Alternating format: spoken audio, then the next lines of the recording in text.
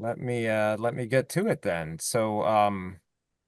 As I mentioned earlier, welcome everybody to Boomi Integration 101. This is part of our developer playbook. My name is Brad Detlefson. Sometimes I am a manager here at Boomi. Other times I'm a senior integration captain. That's a version of me that you will get today. I always like starting. I'm a father of a 12-year-old, so I always love a good dad joke. Here we go. My question is, why did the Scarecrow get promoted? It's fall here in the United States, so this is what I'm thinking about. Why did the Scarecrow get promoted? Of course, because he was outstanding in his field. Outstanding in his field. Okay. Let's all hope we can be outstanding today on this call and be outstanding with Boomi by the time we get through things. So thank you for my nonsense, for putting up with me so far. And now we can get rolling. The first thing I want to share is that recently, about a week ago, we announced our yearly Boomi World Conference. It will be in Chicago, Illinois in May of next year. The call for papers, if you're interested in presenting at Boomi World, is available on boomiworld.com right now. Registration will be opening later this year, but I also really like this picture and how it was put together. So I will probably be there. So if you'd like to meet in person, think about coming to join us in Chicago next year. As I mentioned, Brad Detlefson, I've had many roles here in Boomi. I spent 6 years in our professional services team delivering integrations for customers of all shapes and sizes, which is where I learned some of the content that I'll talk about with you today. I manage currently our customer journey team, our content lead team, and our user groups team, which is how I came to you for this session.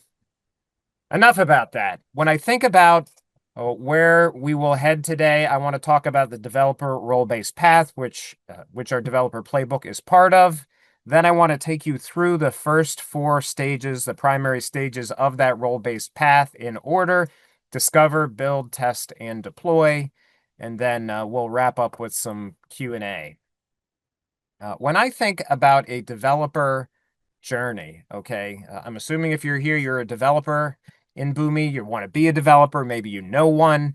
The first thing to do is to build competency, of course. Learn the foundations, read the manual, some might say. This is really where training is important. We have free e-learning available. We have some recently launched this year instructor-led training courses, all on train.boomi.com if you're interested in either one of those. But that's really where you get your feet wet and figure out what our product does, integration or otherwise. The second is you enhance your skills. That's where a session like this is really helpful. You have a sense of what you're talking about, and now you want to learn how to apply it to solving problems. It's okay if you haven't taken training yet, no problem. I think this will still be valuable for you, but the role-based path may help you on that journey. And then finally, once you become a mature and qualified developer, you can learn, share user groups, forums, ideas, those sorts of things.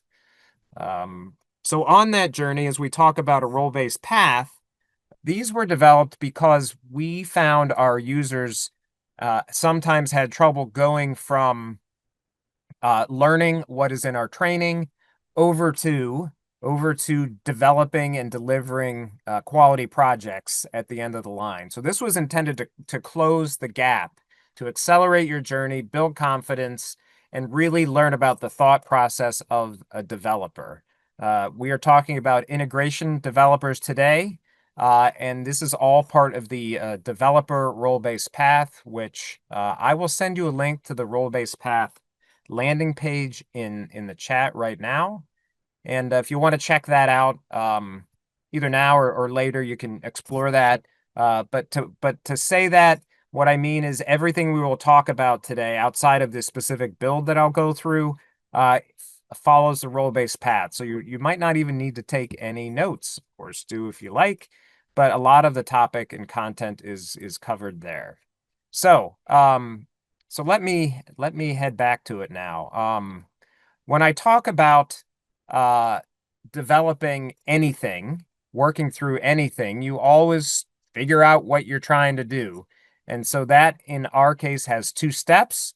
The first is to define the integrations and then gather requirements around those integrations. So that is where we will begin to define the integrations rather than me just blathering on about that. I thought maybe we could do a little bit of a role play here.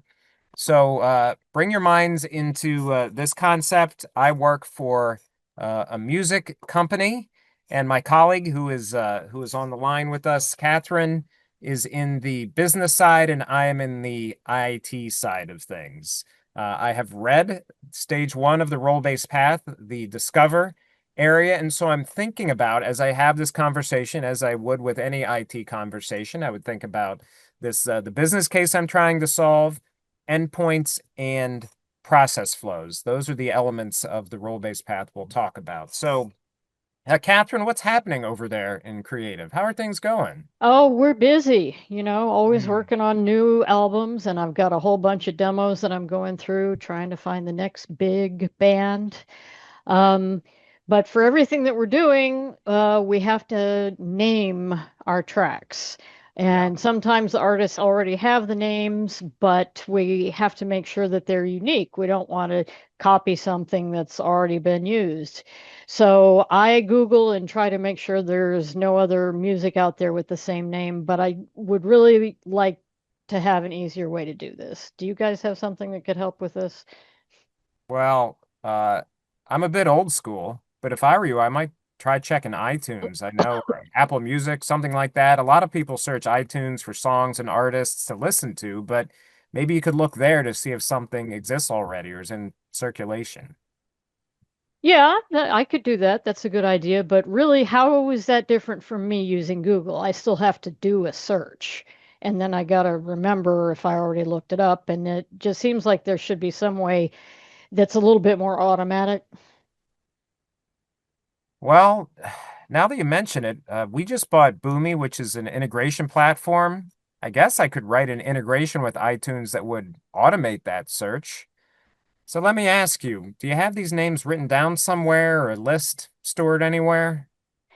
Yeah, they're kind of all over the place. I got my post-it notes and things like that, but I could probably pull it together and put it in a spreadsheet or a file or something for you. Would that Oh, work? yeah, you know what? That's a great idea. Why don't you just drop it on our share drive and I'll figure out how to take it from there. I'll do some research and Okay. move this forward. All right. Okay. Great. I'll let you know if I need anything else. Thanks, Catherine. All right. So, end scene. And if you were paying attention, let's see if you picked up on some of these items here. What would the business case be if I might want to create an integration based on that conversation? And I would say I would need to identify and record if names already exist of the things that Catherine would come up with. That's number one. Number two, I think about endpoints. In terms of Boomi, those are data sources or data destinations. We know that iTunes is going to be involved somehow based on the use case we just talked about, although I don't exactly know how that might work. And the second is there's going to be a file stored on disk that's going to have the list of names to be searched in iTunes. So those are some endpoints that I heard. And then I think about process flows. Where is data coming from and going to? We know that there are candidate names on that share drive or that disk somewhere that need to be sent into iTunes. And what else might we need? That's something that we will figure out as we move forward. So the next step is incumbent upon me as the developer. Whenever I run into a new endpoint, and sure, this is a relatively simple case, but this is something I've done many, many, many times. A client or customer says, "Hey, we'd like to connect with system XYZ. How can we do that?" That's what would happen next. In this case, it's iTunes. So what I did is I went to the internet or any other documentation that I might have to try to figure out how the thing works. Is there an API? What is authentication like, et cetera, et cetera, et cetera. So in my case, looking up iTunes, I found out that they have a search API. So in this case, there is an API that exists that allows me to do this exact thing. This problem can be solved. It is of a classic type of API called REST. And if you've worked with APIs, this will sound familiar. There are many, many types, but this is one that is very commonly used. It requires URL encoded query parameters, which is important for our activity. And finally, there is a response that comes back in a JSON format, which is another very common data format. If you've worked in this area, you probably have heard of that. The next step is to develop what's called a process flow diagram. There is a template available for you for download. It's very basic. You can use another tool if you have one. But if you go to the role-based path where we sent you a link a minute ago, in line, you will see a sample process flow diagram that you can download as long as you are logged into the Boomi communities, into the site with all of this information. Or you can find it in the developer toolbox. But it's just a way that you can graphically show where the data is coming from and going to. So for example, in our case, we know that iTunes is going to be part of it. We know that there is a disk somewhere that we need to connect to, and that we're going to take a name from that list on our disk and send it over to iTunes. iTunes brings us back data in a JSON format. That JSON format I'll need to send back to the disk so Catherine can look at it and review the results and see if it exists or to what level it exists. All right. I know we're just kind of getting started here in a basic way, but any questions so far before we move on to section 1.2? All right. And I didn't mention this before, but I do want to say it. I am happy to take questions either in chat or if you'd like to come off mute at any point throughout throughout our work together today. I will ask for questions periodically, but please ask if you have them. So now that we have a sense of what our integration is going to do, we need to get down to the specific requirements. We need to conduct advanced planning, which I'll go over, and then talk about workload. So when it comes to discovering the requirements are based around three primary areas to start with. And so once you become adept at this, you maybe can follow your own path, but as you're getting started, I would think about integrations from endpoints. And it's not simply just knowing that it's iTunes here. It is, how do I connect with it? What type of data do I send into it? What structure and format do I send that into it? How do I do that? So gathering that information about endpoints so that when I sit down to build, I can actually do something effectively and quickly. Mapping is next. So this is where, once I know where my endpoints are, what kind of transformations do I need to do to get from point to point, formats, date formats, encoding, anything like that.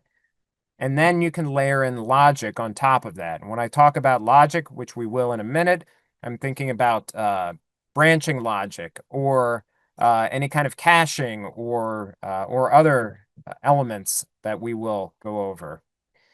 And then once that is done, there's a perspective called advanced planning, where this is really, we talk about the integration now that we've got a working integration or a layout of an integration in our minds. What else might we want to layer on top of that, like error handling, for example, which we will cover. For the next section here, I will follow a requirements template, which is also available for you for download. I will also, on the site after this meeting, you will be able to download the filled out template that I will go through today. So I can say that again. You don't need to download this template and try to fill it out as we're going along. Even if you would like to do that, you'll have access to it afterwards in case you would like to kind of recreate and try it on your own later and do a build on your own. That is absolutely fine. But for now, I am going to bring that requirements spreadsheet up for you. And so here we go. This sheet looks pretty big, and it is. And the reason why is because there's a lot of information that you might need to officially build an integration smoothly from start to finish. I can tell you when I was a new integrator, the way I would do it is like, all right, I'll start at the beginning and go left to right. I would do that, and then I'd get stuck, and I'd do that, and I'd get stuck, and then I'd need some credentials for some endpoint that I didn't have because I didn't ask about it at the beginning. These are the questions I wish I would have had at my disposal when I first started. Um, as I said before, as you get comfortable with this, maybe you can focus only on the things that you need. But at the beginning, this is a great guide to really move things in the right direction. Uh, so there are many tabs along the bottom. We'll go through each one of those and fill out what we need to. So let's start with this endpoints tab. And you know how these things work. I've pre-filled it out here. I can do it with a click. And kind of the way this is laid out, anything that's in a color, like this orange color, is something I will talk about. The rest is kind of for reference, just to show that this has been considered as part of our discovery phase. Uh, the first is over in column B, you'll notice a disk is in here twice. Why would it be in here twice? It's because it has two different perspectives. In one element of disk, I am retrieving a list of names, and I'm writing to disk later on. So if I think about a Boomi integration, at the beginning of a process, I'll be doing a read, and at the end, it's a write. So I want to put it in this list twice. If you think about something like, let's say, Salesforce or NetSuite, I may have many interactions. Maybe I'll be reading 2 or 3 times, somehow combining that data and then sending it to a final endpoint. So in those cases, this Discover document is for you. If you want to put it in here many times because you're interfacing with it many times, it's exactly what you should do. So both source and destination in our case.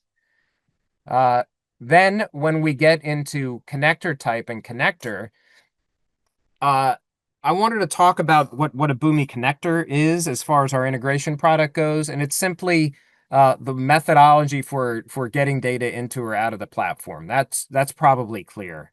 However, there are several different broad classes of connector to think about. One is what I would call an application connector, which is I want to connect with Salesforce. There's a Salesforce connector, that kind of thing, where it's specifically geared toward that endpoint. Sometimes, though, our users might think, well, if I don't have a connector for a particular system, I can't use Boomi to connect with it. And I'd like to say that's false. We have something called a technology connector, which is a class of connectors. So if you think of things like FTP, SFTP, database, REST, SOAP, each of these can connect to essentially any system that communicates with these type of protocols. So we don't need a custom connector specifically for FileZilla. We can use our SFTP connector and it'll work just fine. So as I think about working on my requirements here, uh, it's really about what class of connector, technology connector, and then within that, which connector would I like to use? So when I'm connecting with iTunes, there is no iTunes connector. I am not in any distress over that. I can use a REST client connector to connect with that. So that is kind of how that works.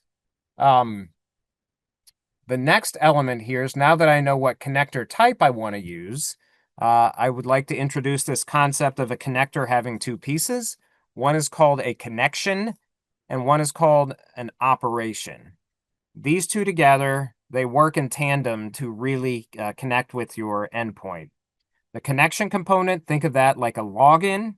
And the second, the operation is what am I doing once I'm logged in? So if I think about Salesforce, even from the user interface, I have an account, I log in. Now, once I'm in, I want to search for opportunities within Salesforce. Okay, there's kind of two actions there, and that's exactly how it would work in Boomi as well, with a connection component and an operation or a connector operation component.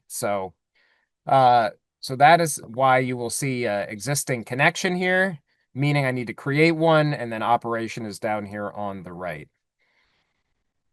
Now, when I need to get that document from a share drive, I plan to use what's called our disk connector. That's another name for a disk drive. A share drive is kind of a version of that.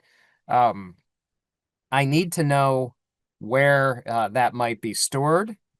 Catherine and I did not discuss exactly where that is stored. So as a developer, I have two choices. One is I can say, well, I can't move forward. So I will ask Catherine and wait until she has a minute to get back to me. Or I can kind of create my own version locally just to accelerate the process. While I'm asking her what that is, I will create a directory on my own disk drive, or I will create a different login, a different version, a different record in a system, and use that for my own build and test. And then I can just swap it out for the real thing later on. And that's exactly what I've done here. So you can see it's on my C drive here, right on my laptop. I've created a directory, which I will show you later, called names. And that is where I will store I will connect to build and test this integration until we can kind of get the final answer later on. I see a question has come in. Can Boomi AI Agent Studio use this document like a spec kit to build a process after the details have been documented? I understand the question. I haven't tried that yet. I suspect that it might be able to build a process XML. Um, I don't know if Agent Studio has the full-on capability to build an integration yet. I know it can connect to an integration and can be used within an integration, but that's an interesting question. You could probably, uh, that's something I might actually try and see how we can move in that direction. But I love how you're thinking. That's a great question. Um, uh, Proceeding down here in column O, there's something called profile type. If you are new to Boomi, profile is simply like a like a broad data structure. Flat file is like a kind of like a very simple Excel document, like a comma separated. A CSV file is like a flat file. JSON, XML, EDI. Those are the broad profile types. It would need a profile in Boomi. Once you know that type of data coming in, then you can start specifying the specific structure within that. So a JSON is a type of structure, and then what are your specific, key value pairs within that, for example. So first you want to pick out the profile types. A list of names can be thought of as a single column CSV file, which is a bit of a pro tip that I have worked with for a while. So if you think of like a list, like anything like a grocery list where you just have one thing on each line, and then the line ends, that's a perfect case to use this. So I will use a flat file data structure for our disk connection or to manage that data. And then from iTunes, we know that it is a JSON document that comes back from that. And then finally, we come to sample data. And this is something that if you haven't thought about it before is super, super critical to building integrations in the sense of this is how you test things. When you want to test a map, the way that you test a map within our platform is to take some data that it is expecting as an input, run the thing, and then see what happens at the destination. Did it transform the data as you desire? Um, but thinking about before a map, I might want to have test records in my source system so that I can see if my source connection is working. Am I targeting the right records? Is it filtering on the right filters that I've put in? Are the fields coming in the areas where I think they should be coming in? And then same thing in the destination side. In my destination system, I want sample records so that when I do an insert or a create, I can compare the thing I created to what should have been created and see if it matches. Are all the fields going to the right spots? Is the format coming out correctly? Does it look good formatting wise? So it's important to have test data ready in your source and destination system so that you can test your entire integration as you build it. In our case, I don't have any test data yet. So in a second, I'm going to ask Catherine about that. And then second, I would also like to know about how often we can expect these files and about how big they are. And as an integrator, that's really important because you need to think about performance, which is often like as a developer, listen, I love getting my hands dirty, writing the thing. Hey, I got data moving, it's working, it's going right where it should be. Well done, except it takes an hour to do it. and I only have 90 seconds to get the integration running. That was the expectation, but nobody told me until after I delivered it. That's a problem. So here it's an opportunity to ask about that now and think about performance for how big the thing is and how much how often I can expect to see these things. So Catherine, if you are still out there, I am curious. Do you have a Hmm. sense of how big these documents, these lists that you're creating about how big they might be? On any given day, they're usually not that big. We might have up to 10 names that we need to look up. Mm-hmm. But we do have some busy seasons where we're doing a lot of work and we might have as many as 100 at a time. That's about the biggest we get. Okay. That is really helpful. I can work with that. Hmm. And my other question for you is, do you happen to have a sample list of names you've recently built or that I could use as test data? Yeah, yeah, I can send you a list. That would be awesome. All right, we'll send that Mhm. over and we All will right, go from there. Thank you. great. All right. So now I have filled in, of course, these three columns. Catherine indeed sent me that sample file by the magic of modern television. And then about 10 names once a day, which is a relatively small file size when it comes to text data. And with a peak of about 100 names, again, a pretty small file all in all. So that is really helpful to me. So I know that I'm not working with, you know, a million names every 10 minutes. That would be a whole different ball game. So it allows me to think about performance. Before I move on to mapping, any questions about kind of what I went through with the endpoint tab?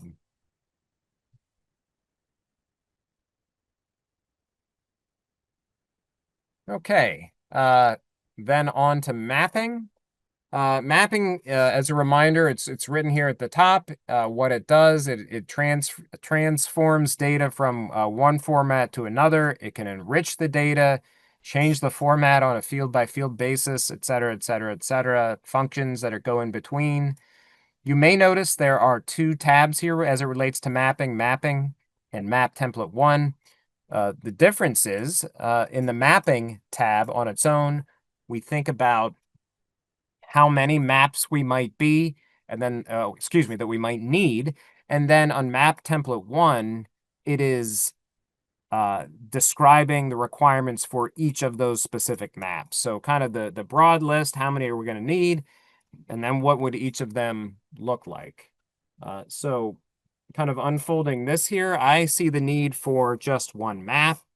We had a requirement from our iTunes API that says we have to URL encode any data that we send over there. So I will need a URL encoding function. And look at this. When I took our professional developer training some time ago, I noticed there was a URL encoding map as part of that. Boomi allows you to copy and share components. And so I'm going to be able to do that here. So I have recorded copy URL map from ProDev training. Um, so that's just a time saver for me. I don't have to recreate that thing from scratch. And now when we look into that map, and listen, admittedly, I know this is a very simple map. Um, but let me just give you stories from the force here. When I worked with clients, the best ones, at least for me, for a developer, would hand me a document that looked very similar to this. It would say, "Here's what my source data. Here's how I transform that, or if it's a direct mapping, and then here's where I want it, the structure I want to send it to." So it had the source field, any transformation, and then the destination field. And as a developer, it's a bit of a gift because then I'll know exactly what I need to do and how I need to do it. If there are problems, I can bring that up to the stakeholder and we can talk about it. And so I thought I love that format so much. That's kind of where this document came from. In our case, this is very simple. We only have each name will need to be transformed. That's one field at a time. So that's really straightforward. And it's a name field. I will use a sample value that Catherine sent me as part of her list. I will use a custom script that was already in the URL encoding map from my prior training. And then I will have a destination value. And just as a note, when you create a mapping document like this, it's important to know what you might send in and not the simplest case ever. If I put rock ## crew here as a sample value, which is something that Catherine sent me, what am I expecting to come out the other end? And this will use percent encoding, %23, %23. So if I just had free text with no characters that needed to be encoded, that's a silly test. It's the trivial case. But this will allow me to see if my map is actually encoding something that I'd like it to encode and doing it in the right way. So having a sample output value is important here.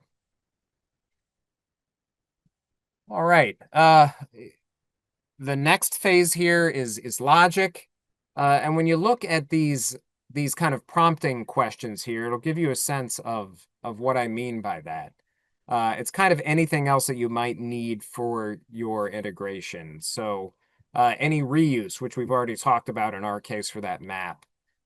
Is there anything in the process library? So we can look at this later if desired, but the Boomi process library, which if you've taken our hands-on e-learning, you may have already used the process library in the education services checkbox. You can download routines that you can just plop right into your integrations with minimal configuration. Design patterns like pagination, very common. Logic routines. Boomi has several steps such as decision, route, branch, etc. that we might need to put in here. Sequencing, et cetera, et cetera. So these are the things that I would need to think about in logic. And it just, the sequence of endpoints mapping logic just gives you a good starting point here as you're first developing your integrations.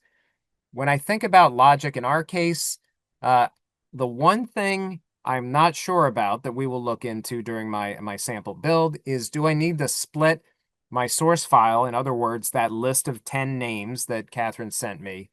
Can I send that right into the iTunes connector, or do I need to split it into one name at a time? Okay, that would be a bit of logic. Something like a split would be an example of logic for this case. So we will go over that when I do a build here shortly. And then finally, advanced planning, which was kind of mysterious before. Endpoints mapping logic, I think, are relatively clear at this point. But what the heck did I mean by advanced planning? So I'll go through each of these because I think it's really important to think about. The first is execution requirements. In other words, is this integration going to be scheduled, which we sometimes refer to as batch? It's going to run once a day, once an hour.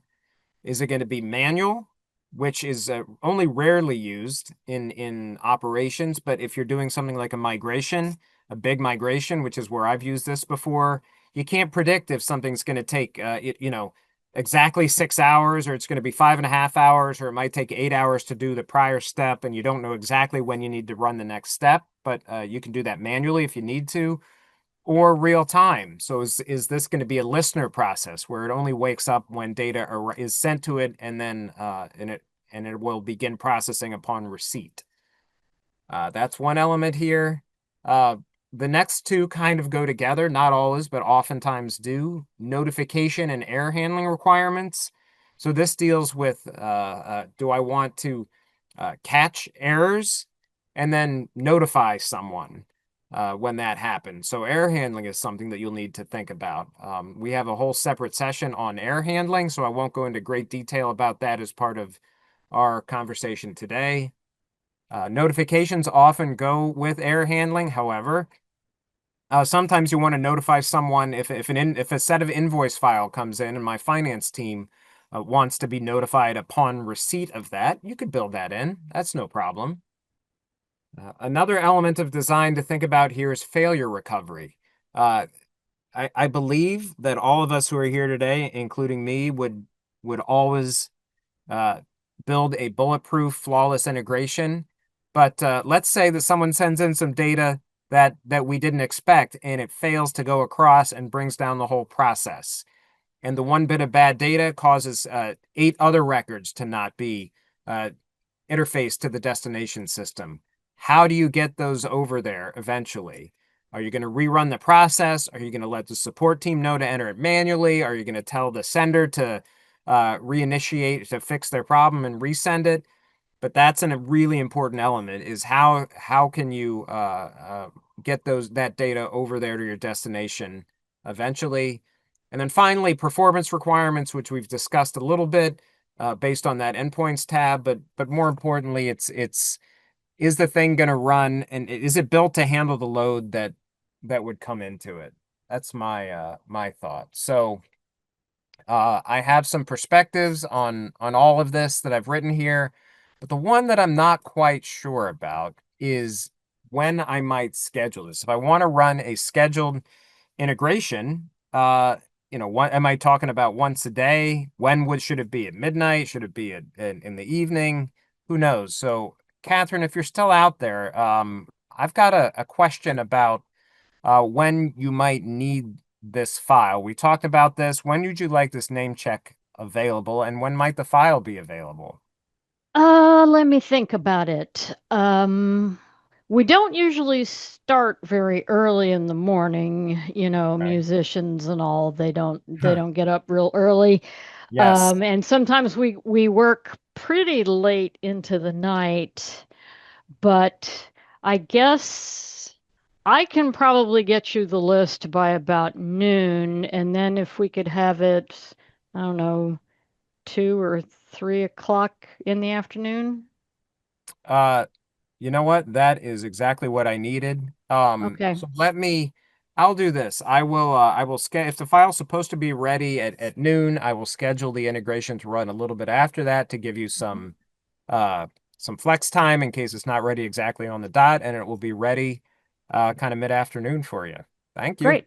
Thanks. All right. Uh, and so, um, if I can get my clicker working. There we go. Okay. Maybe I'll schedule this. Catherine said 2 or 3. Maybe I'll just pick 2 o'clock. This is easily editable, but I'll go for 2 o'clock to have this delivered uh, into uh, into that area at that point. Um, the question came in curious, why not a listener? We could do a listener, but that would involve Catherine or someone else setting up a way to send it into the process. If you're talking about the disk V2 connector has a listener, yeah, that would be another way to do it. Let's be honest, this is a structured exercise. I didn't build that in here, but that would be a great improvement to it for sure. That's a good idea. Um, any other questions about kind of this Discover sheet, which you will have access to, as I've mentioned, um, before we move on?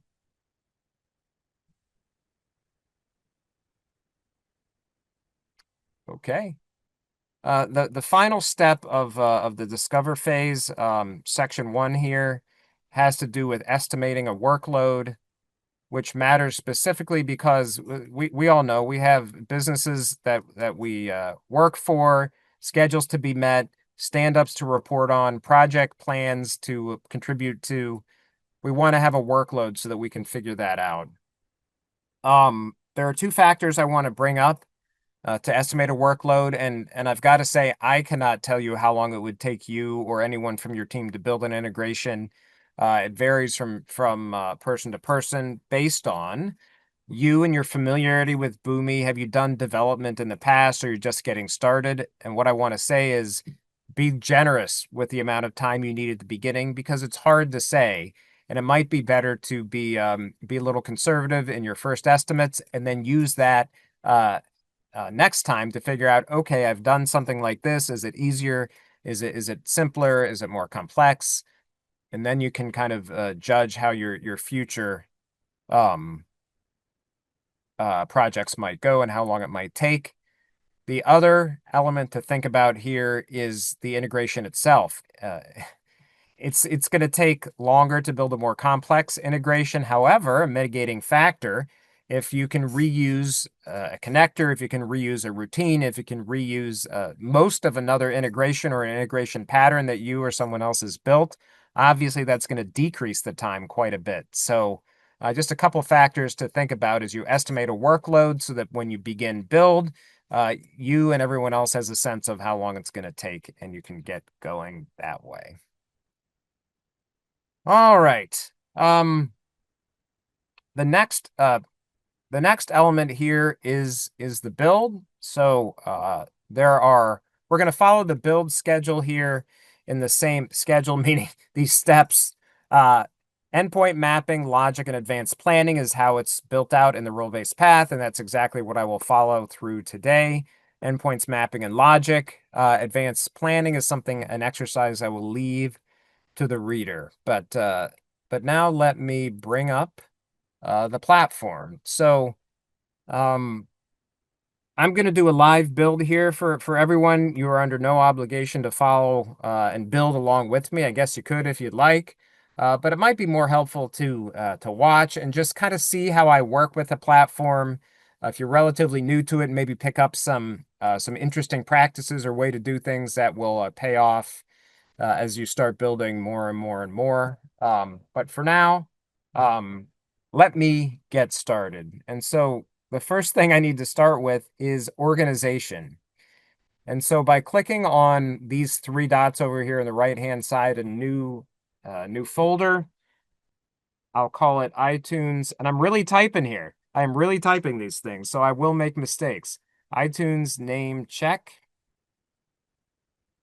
All right. The reason I create a folder for my process from the beginning is that I will know where every component is. That allows me to organize and reorganize very, very easily. I know everyone on this call is familiar. Yes, Brad, we know what folders are. We know how they work. Just for that same knowledge over here to Boomi, that's all I'm saying. And then when I want to create a new component, I will do it right in that folder. So I will click on these three dots again. You see this new component element here. I can create all sorts of components in that folder. Here I want to do a process component, and that's kind of the main building canvas for the integration. So I will create inside of that folder, canceling this for now. Yeah, I'm not going to deal with that yet because I want to name the thing. iTunes name check. And just like writing software or just about everything else, it's better to give a good name right from the start so you can find it later on. In this case, iTunes name check. Once I click save, this little drop down appears, organized in an area for processes, and iTunes name check appears. A couple of notes. Once it's here, it'll stay here until I delete it. Of course, every time I save, that's when it appears.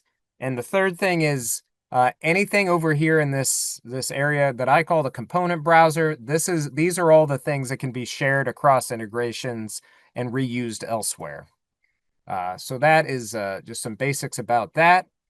Now that I've got something to work with, I want to go with endpoints, mapping, and logic. So first I will focus on endpoints, and I want to show you what I have ready to go here in my C drive in this directory called C/names. I have a name ideas.txt file, which is what Catherine sent me. And I will show that to you here. So here are the list of 10 names. Apparently she's working on songs that and bands that have a lot of Boomi related names. How clever. But I'm glad she did it. So that aside, this is the disk directory I would like to connect to. And let me show you how that works. If I can click on configure here, the first thing to do is to choose a connector. We've already talked about this. Disk V2 is the connector. There is a Boomi, what's called a legacy disk connector. You can see here, which I do not want to use. I could, but legacy connectors are essentially kind of out of favor with Boomi. They're old and they've been around a while, so I always like to default to the more modern connector unless there's a reason not to. For our case, I will create a new connection. and I will call this disk connection. And you'll see here that I have a directory field, which normally you would fill out and say, oh, we know right where this file's supposed to be. I'll fill it out there. Let me blow your mind. Not going to do that. I have a tip for you that we will cover in just a minute. Second is action. We're not creating here. We're doing a get. Get means a single document. That's what I would like to do now. And if I click on operation to create an operation, I'll call this disk get. If I need to build an operation called disk create, which I will later on, that's a different type of operation, but this will be a disk get operation. In many cases, Boomi allows you to import some of the details of operations.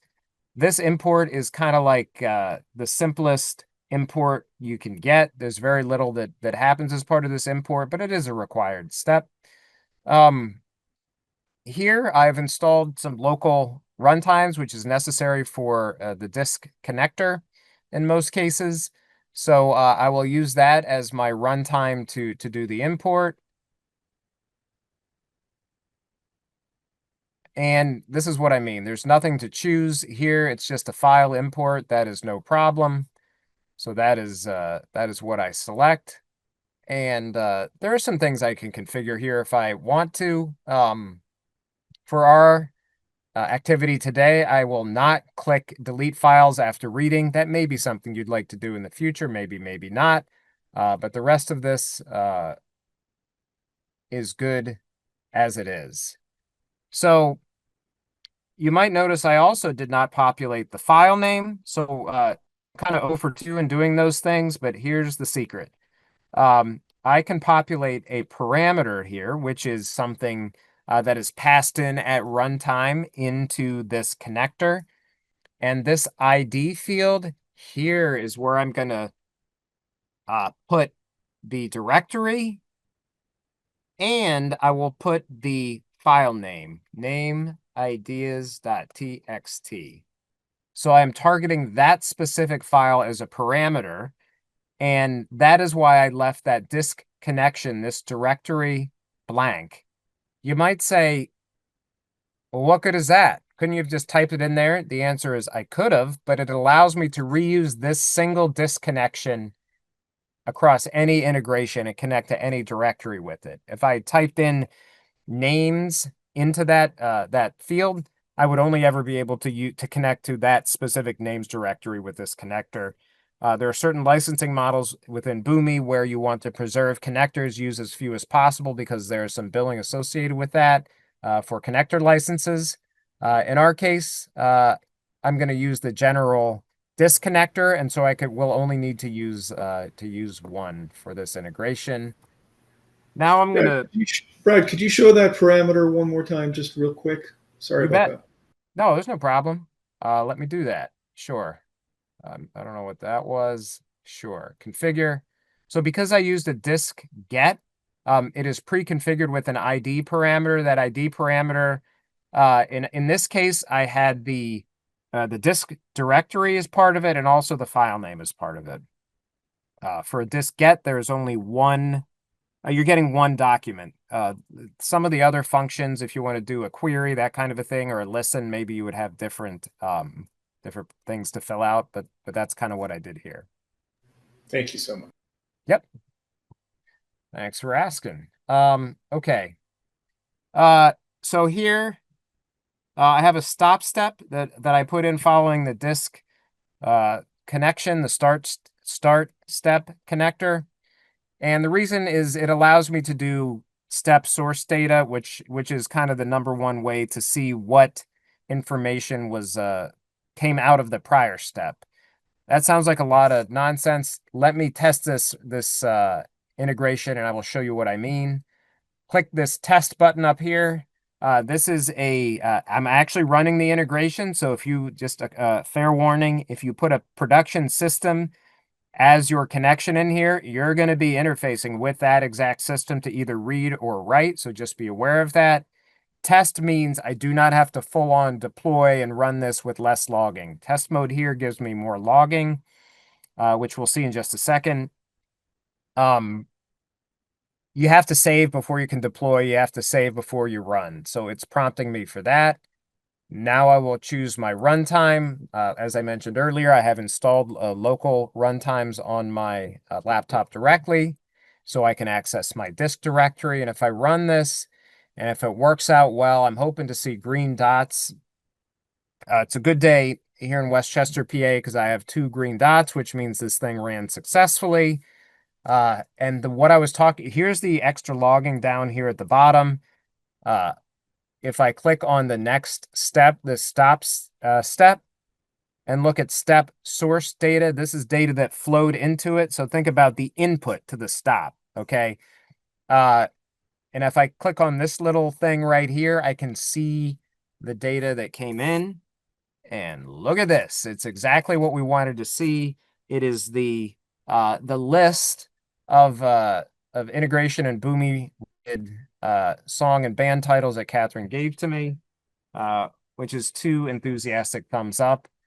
So this connection is working as designed.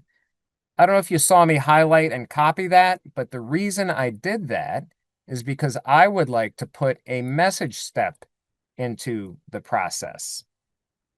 Message step essentially replaces whatever data or document is flowing through the process. There's some ability to have variables to manipulate it in some ways, but the easiest way to use a message step, which I do all the time, is for test data. And let's get the capitalization right. Data. This is a way that I can embed data into my process without having to constantly go back to my source systems to get it. So what I mean is, now that I've pasted that in here, I could change this. Well, I'm getting a lot of, oh, those aren't passwords. I don't know what's going on. If I could change this to a no data start step, which I will do now, what I can do is, instead of having no data come in here, I can hook it up to this message step, and you see what happens. Kind of a blank document with nothing in it flows down here. Then it picks up this file name list, and now it can send it on its way to my next step. So it's just a way to hard code data into a process. That's a long way of saying that. So when I get data from a source system, I'll sometimes snag part or all of it and drop it in that way. But all that aside, now I want to move on to our second endpoint, which is the iTunes connection, which I will use the REST client connector for. Okay, man, that is really overactive today. To configure this, I again need a connection and an operation. The connection in this case, and by the way, when I click create here, it will put the connection and the operation or whatever it is in the same folder as the process that it's inside of. So you can see that already happened here because I used the same kind of feature here, and the connection and operation have already showed up in this folder to kind of keep it all organized. So here it's specifically in iTunes. I'll call this iTunes connection. I don't know. The base URL is really what I need. So if you're familiar with how APIs work, there's usually a base URL or a root URL and a resource path. I want the base URL to be as simple and minimal as possible. In my case, it is https://apple.itunes.com. This iTunes search API has no authentication required. Imagine that. And so I do not need to fill out any of this authentication type information that I usually would, because it's kind of a rarity, but it's how this one works. And in fact, that's really all I need for the connection. You will note, and here's a pro tip, no / afterwards. That's important. Boomi will add it automatically. Save and close.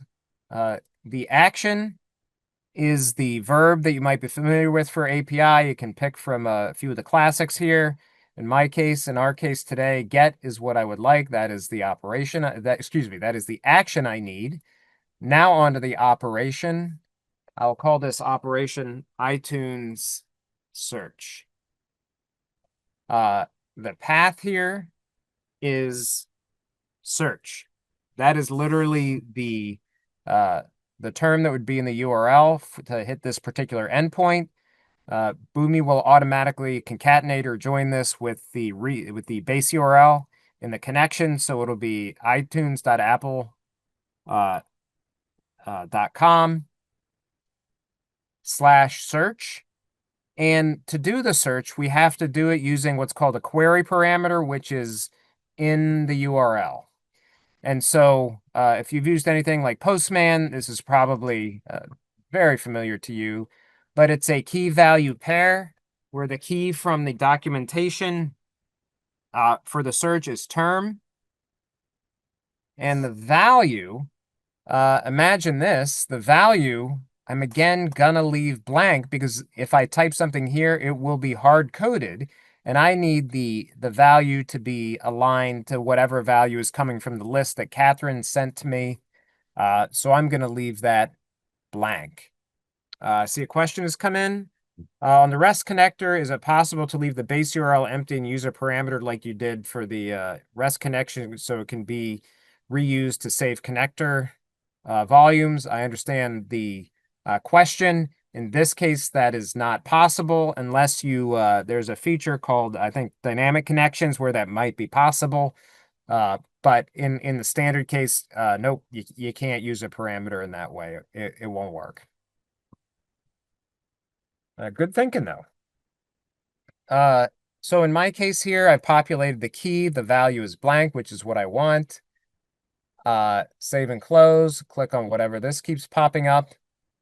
Here I can say dynamic operation properties, and here is where I can modify that query parameter called term. Does that look familiar, anybody? That I just filled out. And in my case, I will, let's go with, I don't know, how about integrate? Integrate, just like Boomi. I will fill that out. And so what I'm doing here is I'm hard coding just for test. I'm hard coding a value rather than taking a full on input. I will deal with that later. Hook up my stop step here afterwards. And I will save and run. And what I want to see is if I get those 3 green halos again, to see if this process was built properly. Did I spell everything correctly? I'm of a certain age where sometimes you hit the wrong key. And in fact, I did not spell it correctly. So I put in the wrong URL. Of course, I see it now. iTunes.apple.com will probably work quite a bit better. So it's a good thing I tested this rather than building out the entire integration and then having it fail early on. I caught my error early, test, save, run this thing again.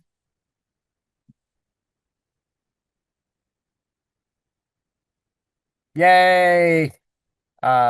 Green always makes me happy. Green is good when it comes to running integrations. Step source data again. And wow, if you look at this, there is a huge amount of information here that came in from Integrate. It looks like there are 59 matches here. That is quite significant. Good news for us. What I may do is download this document to use as a test document later on. So clicking download document, it's put it in a in my folder, my download folder. And because this is such a big download, I can't see it all here. It crops it. It can say size showing, et cetera, et cetera, et cetera, not as many, which is fine, That does happen from time to time. And I am downloading the file here so we can take a look at it, 59 results, etc.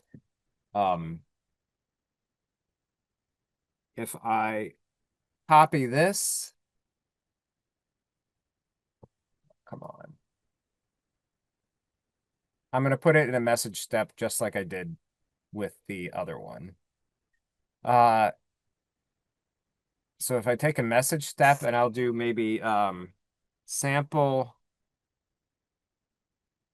come on, sample iTunes data. And so I want to introduce now like a little trick that is required for message steps when it comes to JSON. Usually when I run this test, I get a much smaller document. So we're a little bit into a new territory for this sample. It may not work, but we will adjust. Specifically, whenever there is a brace, also known as a curly bracket, I had a computer science professor who said it's called a brace. Okay, I guess it is.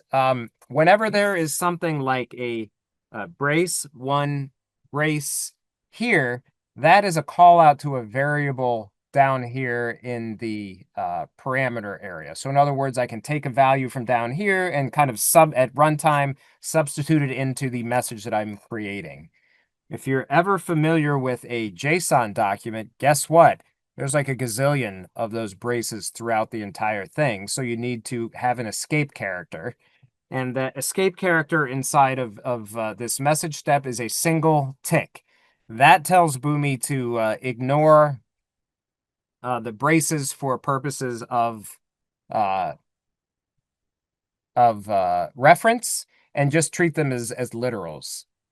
The thing that I've gotten burned on in the past, which is what I want to bring up here because I don't know how it's going to work, is if there is a single tick, in other words, an apostrophe, somewhere in this entire long document, that will act as the closing escape character. And then I would have to kind of escape that thing later on. Anyway, what I'm saying is we'll see how this runs later on when I get to the next step of the test. But the message for you is that that can happen. And to escape these things, a single tick, which is what I have here at the beginning, I can delete those blank spaces, is one way to handle that. Okay. The final step here is the writing to the disk, and that's where I want to have this in here. And I'll use another method, a connector here, disk v2. You can drag and drop this way instead of using the plus. Either way is okay. Reusing the disk connection. Create is the correct action. I need to create a new one here. I can't reuse the disk get operation that I already built. Disk create. And when it comes to import operation, use the same local runtime. Again, not much action happens here, but there are a few settings that I'll adjust once we get inside. A few things to call out here. The first is this disk connector v2 will write a response. It will have a result that comes back into the process. And so if I have 10 documents that I'm trying to write, and a couple of them fail, I'll get some kind of a readout on how that worked, which is a neat feature. It allows me to do some post-processing on disk creates. The second is create directory if it doesn't exist. I can give this Boomi process rights to create a directory, which I would like to check. I want to check that value here for this process. And then the third is if the file already exists. In other words, if I write a file called ABC and there's already a file called ABC, what do you want me to do? Create a unique name, overwrite it, append to it, add to it, or just say, you fool, I need to fail. That's no good.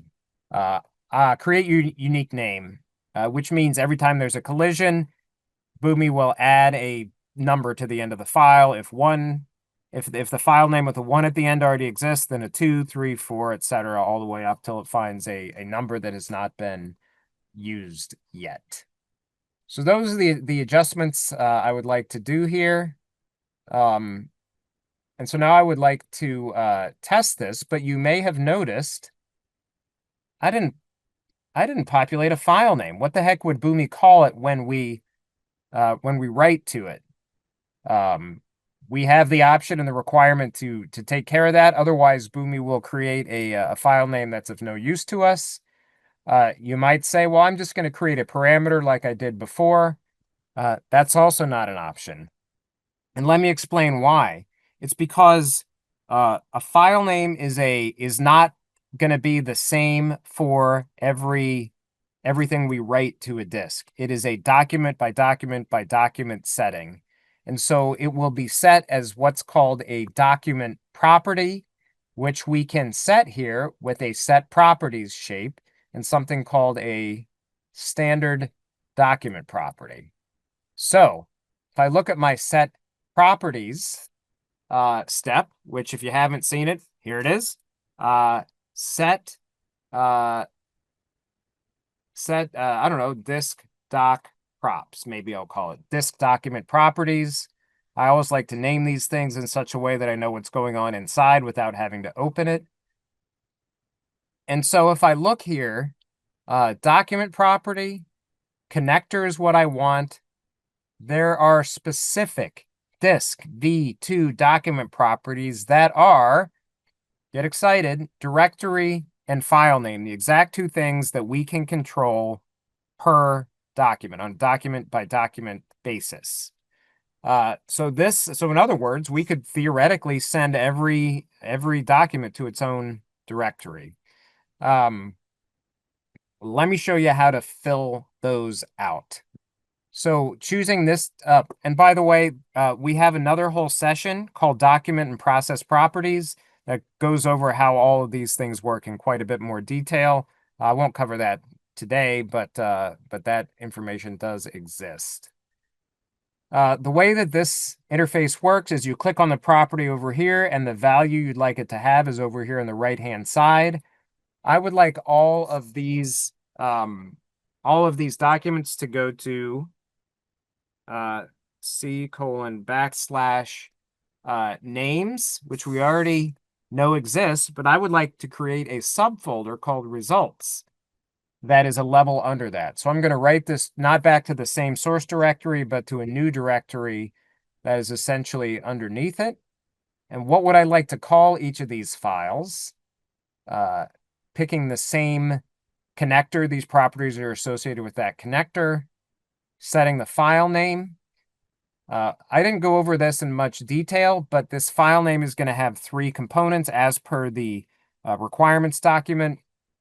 The first is literally the word results underscore followed by, you see what I did here? I forgot to click on file name. So bad move, Brad, real-time work, file name, redo it here, results. All right. The next element here, and these will all be, even though they're vertical here, they're going to be concatenated or glued together 1, 2, 3 and into one kind of final file name. We can use a dynamic element here so that is populated only at runtime. And that's exactly what I'm going to do with the date time. I want to populate the date and time in here all the way down to milliseconds. So that will allow me to separate, if Catherine were to look at a list of names and then their results, she can see exactly when they were created, when that specific name was searched. We know what happens. Maybe more data would come into this, come into iTunes somehow, and results from 2 weeks from now might be different. So this allows her to pin it down to when the search occurred. And then because I know this information from iTunes would be JSON format, I will put .json at the end of it. So let me explain what's happening here in this flow left to right, just to kind of refresh us, and I'll run it. And as long as this message shape behaves, we're in good shape. A blank document, because it's set to no data, will emerge when I click test from this start step. It will go to this message step, pick up the test data that we have hard coded in there. It will move on to this document properties step, setting both the file directory and the file name. It will go over to this disk connector, which will execute that create file action on my hard drive. And then it will stop here, presumably with a document that gives a success or failure. So one final save. And so because I don't know if this is going to work or not, we're going to give it a try. I will test this and then drag this over here. And as long as it doesn't turn red right there, we should see, womp womp, didn't work. So it looks like there is a single tick or a quote in there, which is okay. We're really working here. I will use this test source data, which is not specifically JSON data, but it's going to get labeled as JSON when I test this, because I think this is going to work. So this is just real-time integrating right here in front of you. You can see at 12:43 p.m., which is exactly what time it is where I am, a results document has been created. And it is, in fact, the correct document here as we expected. So a little audible for you American football fans here, but to change how this little test harness was set up and how it worked. But there we go. All right. That brings us to endpoints being complete, now mapping and logic. But I appreciate all of you who have asked questions so far. Any other questions for now?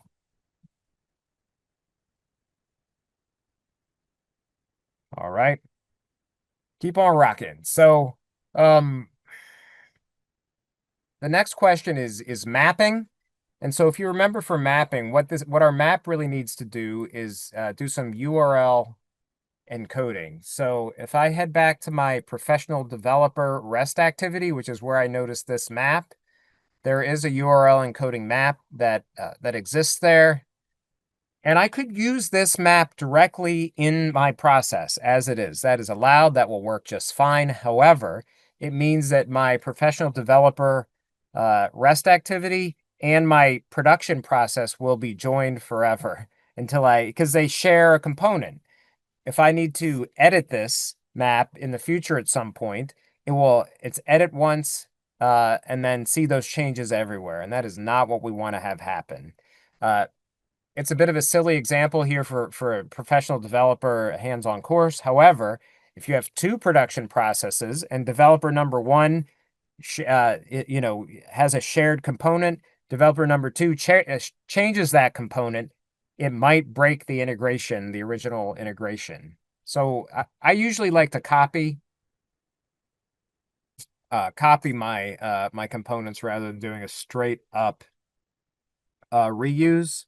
So URL encode, I'll call this iTunes URL encode.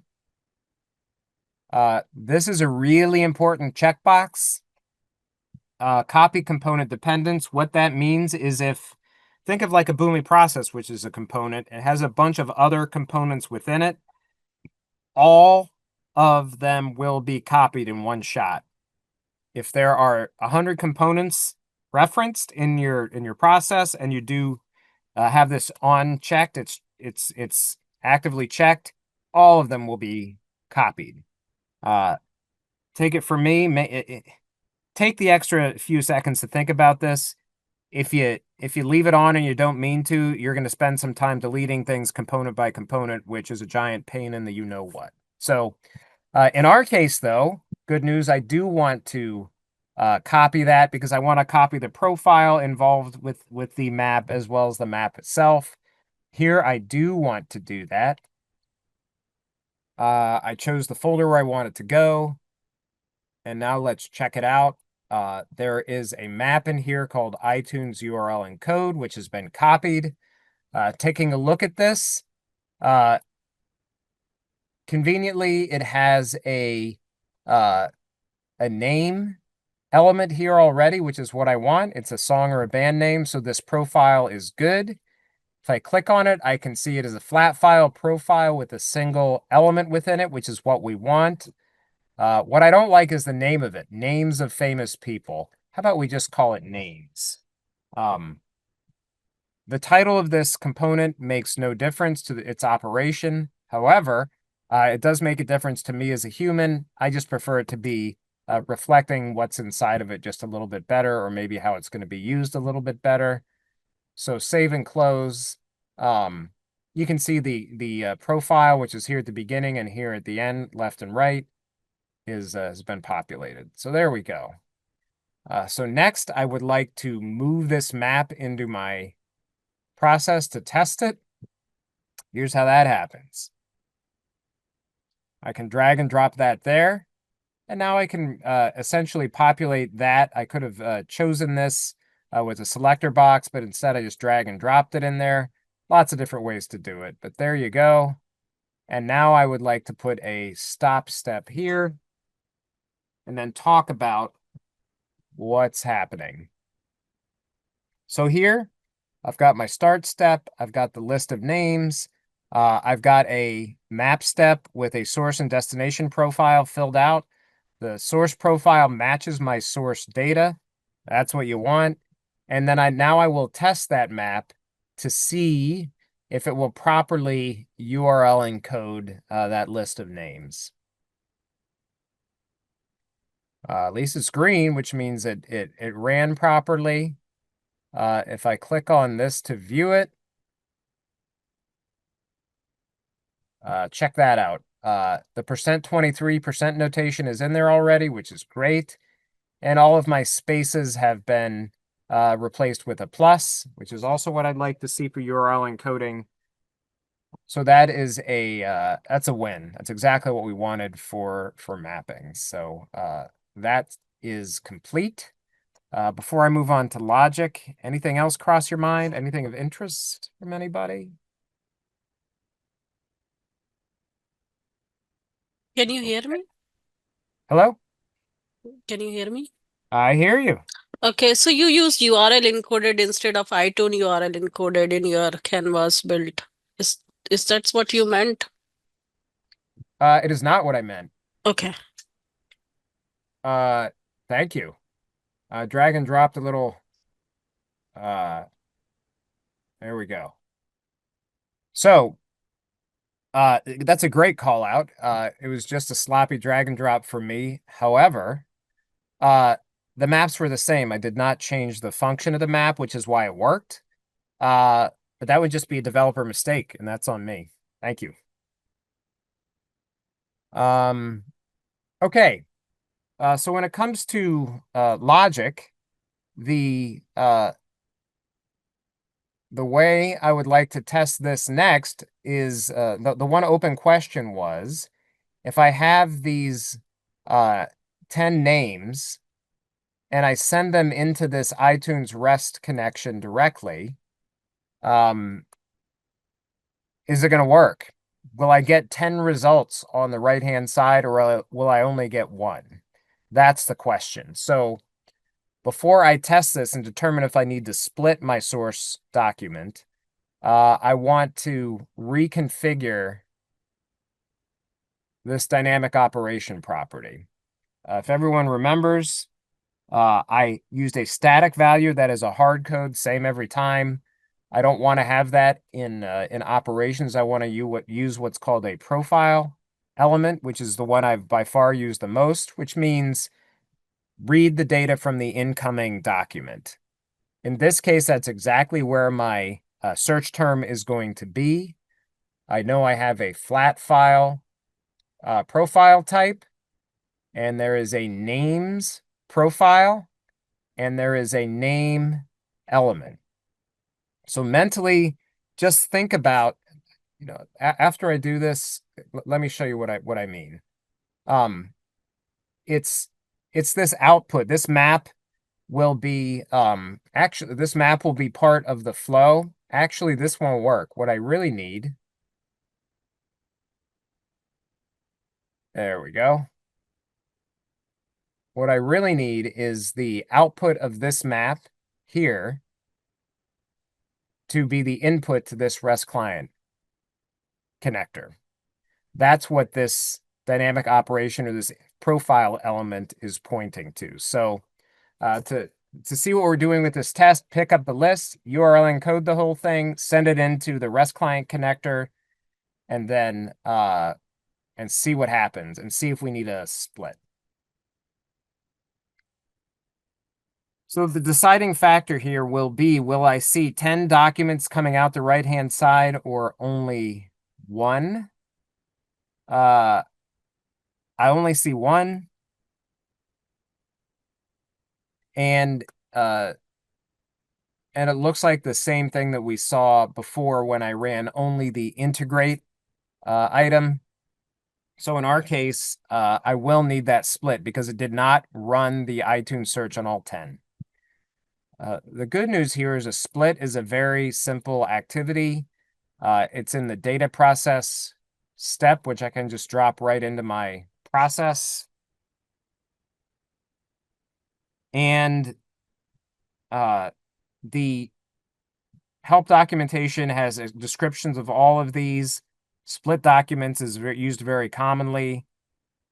Flat file split by line is easily the most simple split. All it really does is takes every line of the incoming document and put it into its own Boomi document. So here I've got 10 records, 10 names in a list. Every list element is going to be in its own document. That's all that it's going to do. Why split after the map and not before? It's a good question. So first, I could do it in either way and it would work, but data flows in batch within Boomi. So that means this map would have to fire, if I split before the map would have to fire 10 times. Here it only has to fire once because there's one document. Being clear, operationally, the results would be exactly the same, but that's why I chose to do it after the map. It's a little more efficient.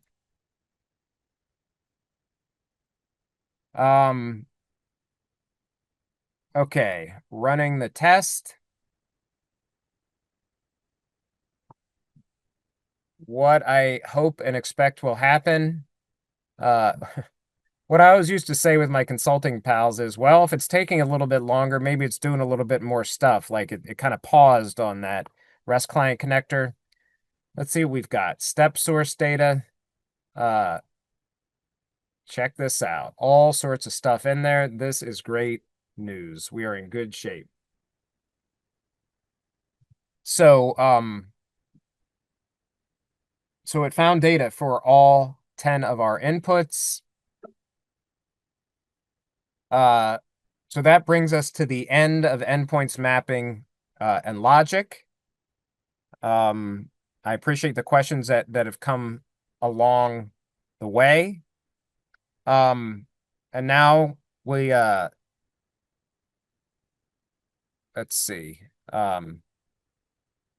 Oh, got it. Someone has to leave, and they mentioned they would like the link to the video. The video will in a day or two be posted directly in the same area where you registered for the for this event. We will post a video within there in a bit. Okay. With that in mind, let me go on to the next element here: test, review, update, repeat. There are 3 phases of testing that I like to think through. If you've been through any software development, you might have your own rhythms, but unit testing, where the developer makes sure things are working kind of on our own as a developer. Integration testing, where we start hooking stuff up, and then user acceptance testing, which is kind of done by the business, where we are in a supporting role. Let me kind of go into the platform here and show you, we start to get into some deployments, which is where it kind of gets interesting. For unit testing, the way that we recommend doing unit testing, especially at the beginning, is with as few or no endpoints hooked up. In our case, there's really not a lot to test because we've kind of done so much thorough testing during build.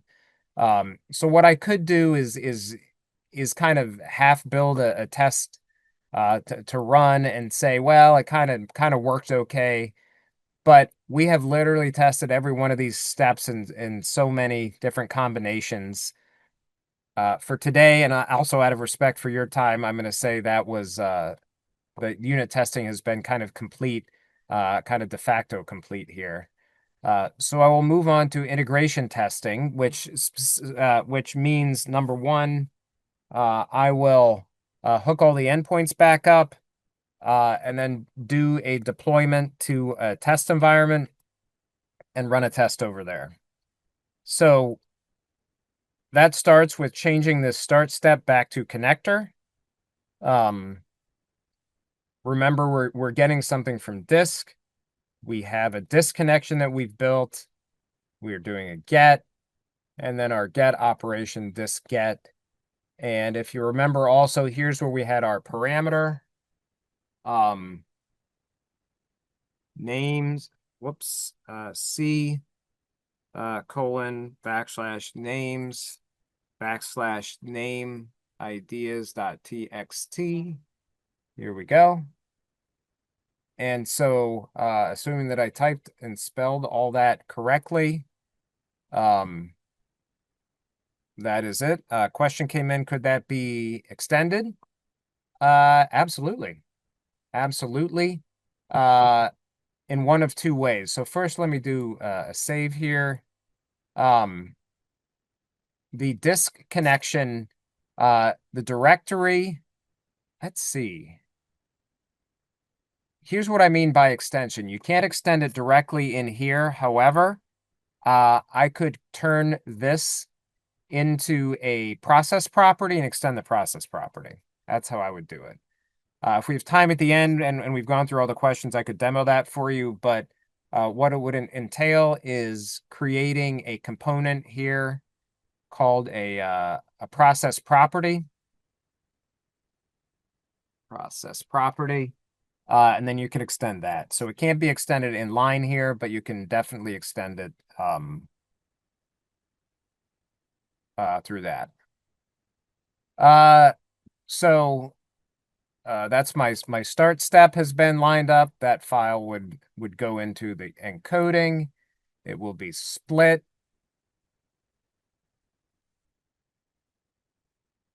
Then we'll send it into the search. And then we will hook up our disk connection here like this. And for everyone on the phone, I think this is our release candidate.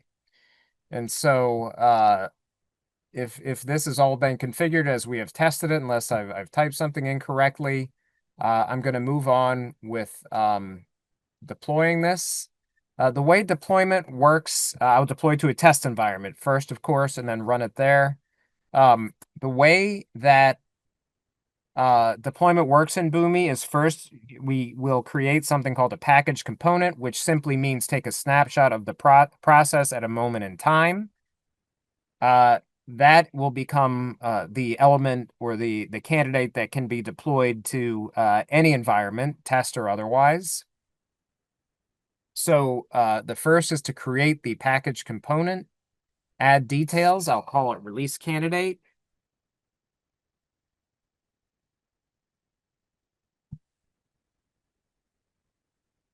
And so it's Boomi's essentially copying this in the back end, and then I'm going to take this straight through to deployment. So now that I have that packaged component, I will deploy to my test environment. I'll call this, I don't know, release candidate for integration testing. Okay. Select versions. It's the 1.0 that we just built, and straight through to deploy. Okay, so if I close this, I will bring up, I want to show you what that looks like here.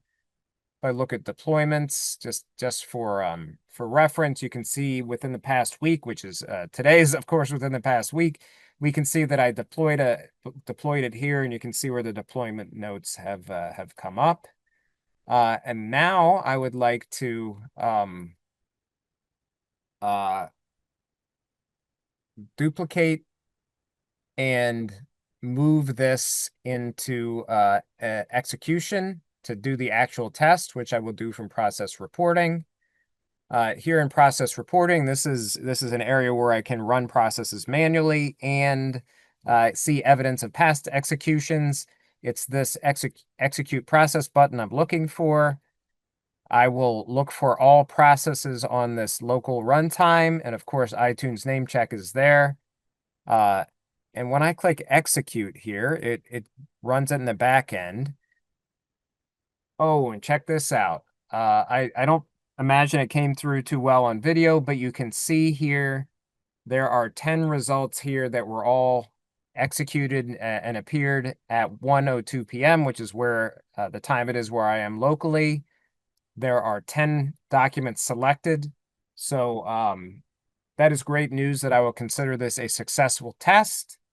If I click a refresh here, you can actually see iTunes name check has appeared there. If I'd like to see some additional logging, start, REST client, everything that went through here is available because this was run in a deployed way. There's not quite as much data available in a deployed execution as there is in test mode, which is why we did all that testing ahead of time. All right. So next is user acceptance testing. This is not done by us, the developer, directly. It is done by the business. So in other words, we built something to the best of our ability. Does it meet the intent of the business? Does it solve the problem we were trying to solve? So we are in a supporting role here. UAT is usually run by maybe vendors or department heads, that kind of a thing. Hey, run the thing and make sure it did what it's supposed to do to catch any major problems or make sure that it meets the needs. So we're primarily coordinating with the project manager and supporting as needed. Any questions about that piece before we move on to the final kind of deployment here? Looks like one came in chat. How could we move the successful reusable asset from one atom to another? Quick note, it is atom is now called runtime, but you mean local runtime. I know exactly what you mean. This helps us scale development faster and have modular components reusable, perhaps. Yeah, it's just another deployment. If you mean an entire account, you can copy across accounts, which I can show you. I can show you after we finish the content here. But if it's within a single account, deploying to a new runtime, in other words, a new environment, is easy. If it's across accounts, you can do copy and paste across accounts. I did a copy and paste earlier within the same account for that map. Okay, now we can get ready for liftoff, which is essentially the go live. In our case, there are a couple of different steps here, and I will explain what that means. So the first step to our go live is to take this and deploy it to a production environment. So I can do that here, deploy to a different environment. This is what I was talking about just a second ago. Maybe production release, I'll call this. Who knows? And then click a deploy. And as expected, there's now two entries here. The same package version, the same snapshot has been deployed to two different execution environments at different times. We can see that very clearly here. So that's the first part about prep for go live. The other element for prep is to what I call a golden transaction test. In other words, things, despite our best efforts that our test environment and our production environment are exactly the same, there is occasionally a difference. Maybe the hardware or the resources aren't identical and there'll be a performance problem. Maybe, as someone mentioned earlier, an extension hasn't been reset. Maybe a URL needs to be modified. Oh, I forgot to point to the production database. It's still pointing to the test database. It is worth it to take a few minutes, even though it's a pain in the butt, take a few minutes to run a record or two through in the production environment right from the beginning, so that you don't get burned later on when your business comes back to you and says, "Hey, where are those orders that we usually get every day? Why haven't we seen any in a week?" That's not a good position to be in. So just take a minute or two to run a test here, and I will show you how that works.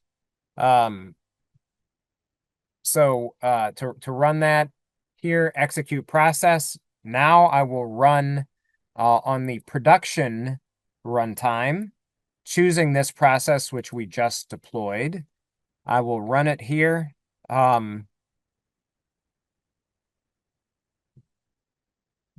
And as it's running in the background, what I'm hoping will happen is that we will see, there it is. Now they showed up 10 more documents almost at the exact same minute, exact same second. You can kind of see here, they all appeared. If I refresh this, when I click refresh, the internet is connecting to the runtime on my local laptop and retrieving some information. We can see the two tests there that look good. So now I will say that the golden transaction test has passed successfully. And there's only one more step, which is to set the production schedule and then kind of wrap up with the end of the go live step. But I see a question has come in. Just curious, in your experience, do SOX requirements usually limit a developer role from deploying packages, or was it just a strict client I had? I've seen both. I can't say exactly what the motivation is, but there is some separation of deployments and development that I've seen on many accounts. I had a client that I worked with for many years who, despite the fact that I was a Boomi employee and had worked with them for years full time, it wasn't until 3 or 4 years in that I got any deployment rights, and I don't believe I ever got production deployment access. And part of the reason for that was they had CI/CD and used Jenkins for production deployment. So yeah, I've seen definitely separation of development and deployment. But today, it's my account and it's my training account, so I've got the power. So now let me show you, with that in mind, how to set a schedule. And what we said is Catherine and I agreed that it would be around 2 p.m. Eastern time. So if I click on my production runtime, here's how you do this. Because my process now exists in 2 different environments on 2 different runtimes, I want to schedule it on the specific runtime I care about, which is in production. I look at my deployed processes. There's only one, and it's schedules I'm looking at. I want to edit those schedules. And in this case, editing means add a schedule. I would like to run this every day at 2 p.m., which is 1400. And you know what? I'll run this sucker every day because Catherine is crazy. She loves working weekends. Well, we totally work weekends. oh, good. Okay, good. Oh, thank you. Yeah. When it comes to music, the music never stops. So 2 p.m. every day. And then once I click OK, this will send it over to my the runtime, so it will know that it needs to do this. And in the bottom right here, in a second, we will see schedule saved. And now I can add other schedules and save those again, or whatever it happens to be. One pro tip for this area is you can set about as many schedules as you want. So if you have If somebody wants to run something at noon and at 4 p.m., you don't have to come up with some clever advanced way that noon and 4 p.m. Match each other. You can simply just add two different daily schedules, one at noon every day and one at 4 p.m. every day, and you're done. It's just a little tip. I used to get, kind of uh, overly sensitive about that at the beginning, but make it easy on yourself. Uh, so listen, we have completed the go live. Uh, and the final step of a go live is to update the as-built documentation. So in other words, we made a bunch of assumptions about what we thought we were going to build at the discover stage. And now that we have completed that, let's have some documentation for ourselves for the future. So that if someone else, whether it be us or another developer comes in here, they know what went on. And let me show you a neat little AI feature that Boomi released some time ago at this point. This clever little magic wand in the bottom right is called Boomi Scribe. And if I click on create documentation for this process, I can generate some of that without having to do anything. If nothing else, it's a great starting point. And as it's thinking here, we can take a look at what it comes up with. What it can't do is it might not know what all of your your test systems are, your test endpoints and production endpoints. It just knows what's in front of it. But this is pretty good, I think. The steps, it talks about times, business context, disk, and iTunes, and process steps and functions, schedules in here. That's pretty good. I can copy it right out of here or download it and save it for posterity. So when it comes to as-built documentation, there are more options for that than there used to be. So before I open it up to a quick poll and to questions, there's some additional exercises which will be made available for you in the same spot where you registered for this event, along with that downloadable sample discover document. And these are just ways that you can test yourself and see how things are going. So, Catherine, I know you're still out there. I just I heard your am. voice. Yeah, I have a quick question. Sure. Yeah, go ahead. So, how can we build from batch processing from listenership?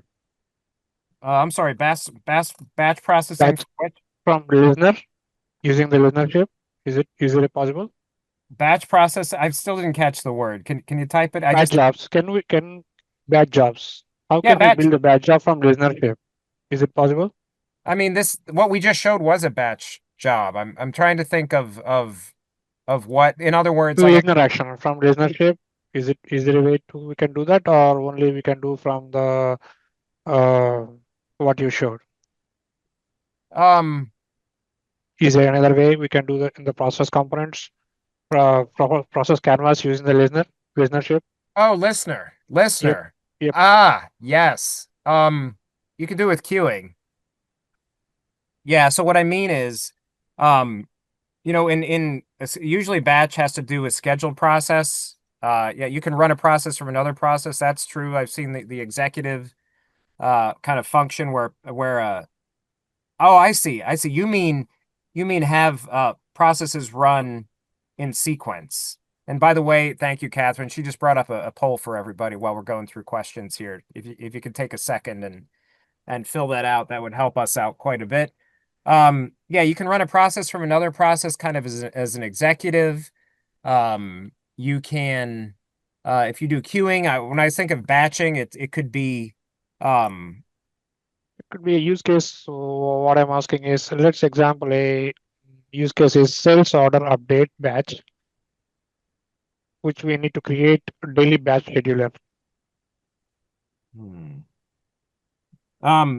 if Sales you order update, sales order to be updated to right, batch, create a daily batch scheduler.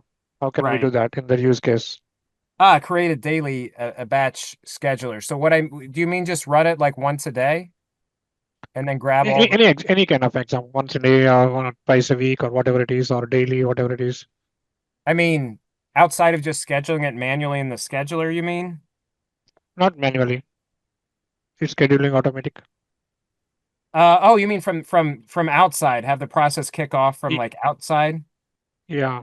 Oh, I see. Yeah. I'm sorry. Yes, there's an API. Boomi platform has a platform API where you can execute a process. And so Okay. you can schedule a process to run whenever you like. That's what I asked the listenership. Yeah, listener action. I got it now. Okay. Well, let me if you just search in our help documentation, I'm going to try to find it for you quickly, but I may not be Sure. Boomi API. I mean it's in there for sure. Boomi platform API. Okay. So this doesn't need to be even a listener. It can just kick off a regular process, or it could be a listener. Is this the right one? I think, yeah, here you go. This is the whole deal about the API, and there's one where you can execute process is one of those. So, and then you can control all that from outside of Boomi if you run a, you know, run it whenever you like. Okay. Thank you. All right. Brett, when you say you can run it outside of Boomi, that means I don't need to create a process to use this API, platform API to schedule a process. No, I What do you didn't. mean? What do Yeah, you mean? what I mean is I can kick off a process to run that I've built. I can kick it off at any particular time that I like from outside. So what I mean is if I have a scheduling a cron jobs, or I want to schedule a number of other processes where Boomi might be one of them, I can use an API to execute a previously built process. That's what I meant.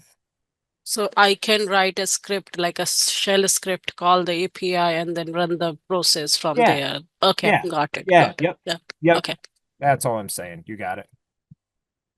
All right. Looks like another question came in. Off topic, is there a way to utilize the database V2 connector to do a batch insert? Right, message-based licensing model, every row is its own doc. Okay.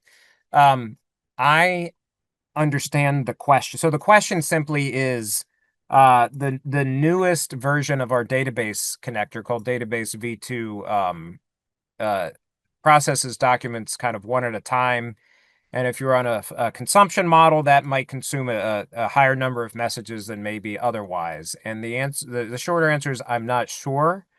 But if you can submit a question into the community, either I can take a look at it or some of my colleagues could potentially take a look at it. Because I haven't messed around with the database V2 connector enough to know the answer off the top of my head. It's a good question though. I totally understand it.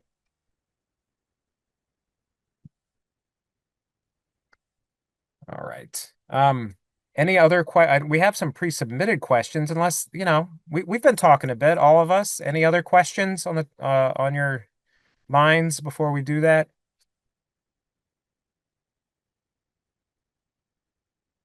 All right. Well, then let me roll through some pre-submitted questions. And if others come to your mind, please ask. Someone before, had asked, how do I get integrations delivered, and are there any templates available? And there is a site which I will post into the chat called discover.boomi.com that may be helpful in this way. Essentially, it's downloadable processes. Well, a couple of things. It's both agents and it's related to processes. So depending on what you want to connect, there are all sorts of ways you can filter on things here on discover.boomi.com. You can search for stuff. The other area, which I think I mentioned before, well, no, I know I mentioned it before, but I didn't go into any great detail about it, has to do with the process library. So let me bring the platform back up here. Close that. Over here, there's how interesting, a book for a library. Here you can search for all sorts of routines that have been built before. because I'm in my training account, this is an important point, because I'm in a training account, this education services checkbox appears. If I'm in my production account, my company account is what I mean, this will not appear. You'll only see Boomi. But if you look for creating a comma separated list, I brought this up because it's one of mine. I called it a comma factory. That's one thing you can use this for. I mentioned if you need a routine like pagination, there's some pagination routines in here. So I just want to show that there are some templates available both on discover.boomi.com and within the process library. All right, another question. Can we compare functions within mapping components in development versus deployed? So there's a number of ways I thought about answering this question, and here's a couple of different perspectives on that. Anything that is saved kind of for the long term, like any of this stuff on the left-hand side, is saved automatically in division history with a little bit of logging about who modified it, when. I could even look at the XML. So Boomi, this graphic here is captured in XML. I can also open. We just went back in time. I can open a prior version of this. So when I think about comparison, whether it be map functions or anything else, I can do a compare of kind of old and new this way. So if someone, if it doesn't work now, but it worked yesterday, you can bring them up and do a compare that way. Another way to look at this is if you go to where am I deployed? Sorry to interrupt, Brad. Yeah, sure. But, What's up? but if there were, let's say, within a component, let's say there was a mapping component in both of these versions, revisions, and there was a function in there, Yeah. would it? Which one would it show? Would it show the one in it wouldn't show the one in production, right? Because Well, in both of what do you would what show? Like I can, so let me, I don't think this will answer it, but like I can look at one of the things I wanted to say is I can compare deployments here, or I can so what I mean is I can compare well, I only have one version, so it's hard to compare it. Let me okay, let me that's how I would have done it too. I was just wondering if there was like a secret no, way to do revision. there really isn't. It's a matter of knowing that I can kind of go back in time and look at things. Another is I can compare deployed things to what's in development. I can copy what's been deployed back into development. And the idea is to see, like, I can't show you too well on this because I was hoping I could, but it's not, there aren't enough things deployed. There's a point where I could compare to well, this is to the latest revision in development, and you can kind of see if a profile is changed. So component revision, if there has been anything that's changed, and what it is, I can show that at least. With changes, there are none. Without changes is everything. So, But that just tells you it has been changed. There's right, nothing right, secret to pinpoint what right. was. I Okay. understand your question. There's not anything. The only thing you could do is potentially compare the XMLs of those two things. Gotcha. You Thank could you. do that. All right. All right. I mean, that was a good one. The other thing I was going to mention, and I'll put this in the, I don't think it's or else we can go to the version control. In each process, we can back and forth. You can see the previous versions right, where we can see the changes from here and there. right. That's Or right. else we can go to the deployments and see that notes. Normally, whoever deployed, they already keep the notes over there. That makes sense. We can see the changes, what happened to the previous and current, or else the version controls. That's it in the process component. Yep. That's exactly right. Yeah, the version controls, you can take a look, you can bring them both up. Yep. Um, I also, and again, I don't think this will, what I just posted for everybody probably won't answer the mail either, but there is a branch and merge feature which can at least isolate changes. It's not good for comparison directly, but it can still show you at least development can occur in parallel without messing up anything else. Yeah, the recently, fast 3 months back or 4 months back, the merge control Yeah. came up from the Boomi. Is a nice feature. You can control to the lower environments to the higher environments what the changes are. That's a good option. Beautiful. Merge. Okay. There's another question. This one will be pretty quick. Are there any updates on a new connector for NetSuite since they're moving to REST? The answer is yes. And I just posted if the person who asked that question is on the call, you can go to the link that I just posted that has some information about that. Another question I got, what are some best practices you found most effective when designing scalable and maintainable integrations in Boomi, specifically across hybrid environments? I grabbed a couple of links. I'll just drop these into the chat. But essentially, the first one is to develop integrations well, it's important to be set up for success from the beginning. We created a developer technique called integration management, which allows you, which gives you guidelines on how to set your account up for success. Some of those things we did today, you know, naming things properly, creating folders for things, having some, I don't want to say enforcement, but having some standards around how others and all of your developers use your account. That's first, because it at least avoids confusion. The second is common error handling.